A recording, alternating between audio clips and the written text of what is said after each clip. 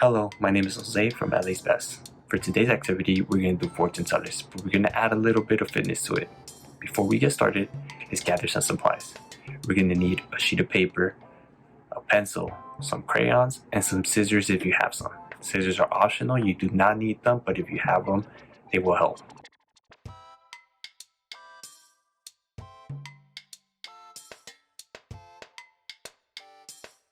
Alright, now that you're ready, let's get right to it. First, we're going to start off with our supplies in front of us. So make sure you have your sheet of paper, your crayons, your pencil, and your scissors ready. The first thing we're going to do is we're going to get our top right corner and fold it down about 3/4 of the way. Make sure that the sides align with each other and that you create a nice crease along the side. Something that helped me in this step was starting off with the top left corner. Once you align that, run your fingers down towards the bottom, align those edges, and then create a crease on the top right.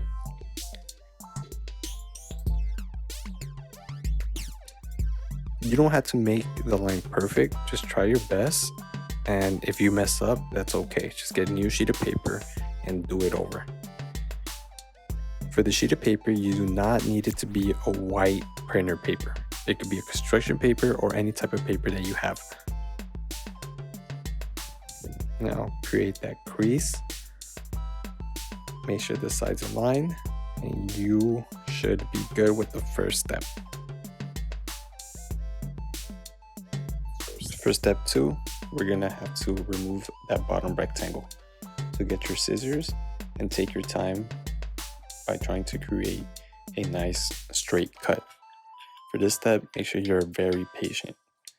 Be careful, and if you do not feel comfortable using scissors, feel free to grab a parent or guardian to help you do so. Now, you do not need the scissors for this step either. You could just fold that rectangle one way and then fold it again the other way until you create a crease that allows it to easily tear. But if you have scissors, just take your time and make that straight cut. And that's it for step 2. For step 3, you do not need that extra rectangle, so put it to the side and open up your sheet of paper. You should be met with a nice square. The first thing you're going to want to do is grab that top right corner and fold it down to the bottom left. Align the edges and then create the fold along the right side. Make sure you create a nice tight crease, as the crease will help us in the future. So open it up and now do the same thing to the opposite side. So from the top left to the bottom right. This side should be easier because we had already folded it in step 1. Now when you open it, you should see an X that was created by the folds. For this next step, we're going to want to grab each of the 4 corners and point it towards the middle. So let's do that for step 4. So grab each of the corners, point it to the center of the X, and then fold it. So we're going to do this one by one all the way around. So grab your first one, create your fold, move over to the next one, from the top to the middle of the X. Make sure all the sides align. Create your fold. I'm going to rotate the paper as this makes it easier. So get the top corner, point it towards the middle, make sure it's straight, create the fold, and now I'll move on to my last corner. Get that middle top point and point it to the center of the X. And this will be step 4. So make sure that you align it. It doesn't have to be perfect, but just try your best to make this straight. And we'll move on to step 5. So the first thing we want to do for step 5 is flip that paper over, and we're going to see a cross with the midpoint. So we're going to repeat the same steps as step 4. So get each of the 4 corners and then fold it towards the middle. So let's start with the top right, or I'm starting with the top right. You can start with any corner that you'd like and then move along going around. So get the corner, fold it towards the middle, and then create the fold. Rotate the paper if it helps you, and then continue. Get the corner, fold it towards the middle, and then move over to your last corner at the top, align it with all the other sides, and then fold, and now you're going to be ready for step 6. So for step 6, we're going to be left with the square, and we're going to fold that in half to create a rectangle. So grab one side of the paper and then fold it so you could be left with the rectangle. Now we're going to rotate it, and we're going to have to fold it once more to create a smaller square. So that's it for step 6. For step 7, we're going to use our fingers to open up each of those squares. That pocket is going to be where our fingers go. That's going to be our finger pockets that will allow us to control the fortune teller. So use your finger to open up each one of those pockets, and then use your index finger and your thumb to control it. So insert your index finger and your thumb to each of the pockets, and then pinch out and inwards to form the fortune teller. And there you go, you have a fortune teller. And now we're going to move over to the creative part. Okay, for step 8, we're going to close it back up, put it down, grab our pencil, and for each one of the squares, we're going to write down the color. Feel free to put any color that you would like, but for mine, I'm going to put blue, red, and flip it around. I'm going to go with pink, and finally green. But you could choose any color that you would like. Now let's grab our crayons and let's start designing. For this step, feel free to be as creative as you want. You could use crayons, color pencils, markers, oil pastels, paint if you have any. You could use any type of coloring material that you will have. It does not have to be necessarily crayons. But put your own style into it. Make this fortune teller your own.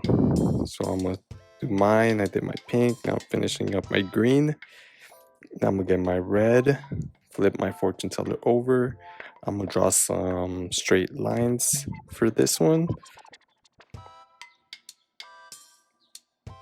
Then I'm going to move over to my final one. And for this one, I'm going to do a crisscross pattern by first drawing some lines diagonally in one direction and then doing it the opposite direction. But again, this is just for mine. You can make yours any way that you would like. You could choose any colors, and you could use any type of coloring material and make your own designs. You could just shade it in, or you could draw some flowers or a cool design that you come up with. And now we're ready to move over to the next step. Now we're going to open up our fortune teller, and for each of those triangles, we're going to write down a number. This number is going to represent either the time or the repetition of the exercise that we're going to do. So write down a number according to your skill level. I'm going to start off mine with 5 and move around to 6, 7, 8, 9, 10, 11, and 12. Okay. Now this number is a represented repetition or the time. Now we're going to open up each one of those flaps, and under that we're going to write down the exercise. For these first two, I'm going to write down push-ups and squats. Now we're going to move around, open up the next two, and inside those we're going to write down sit-ups and some lunges. I'll move around once again, open it up. We're going to write down some jumping jacks and some hops. Now we're going to move over to our last two. And for this one, we're going to write down some deep breaths.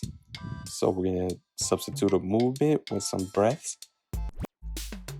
And we're going to put some arm circles for our last exercise. And you could choose any exercise that you would like. You do not necessarily have to use these. You could go online, find your own exercise, or any activity you could write down. Shoot the basketball, or dribble a soccer ball, or any type of activity or fitness activity that you would like. Okay, now let's use our fortune teller. So let's start. I'm gonna choose red. Now I'm gonna spell it R-E-D. I'm gonna choose 10. 1, 2, 3, 4, 5, 6, 7, 8, 9, 10. And I'm gonna choose 11. So we're gonna open it up. And now I have to do 11 deep breaths.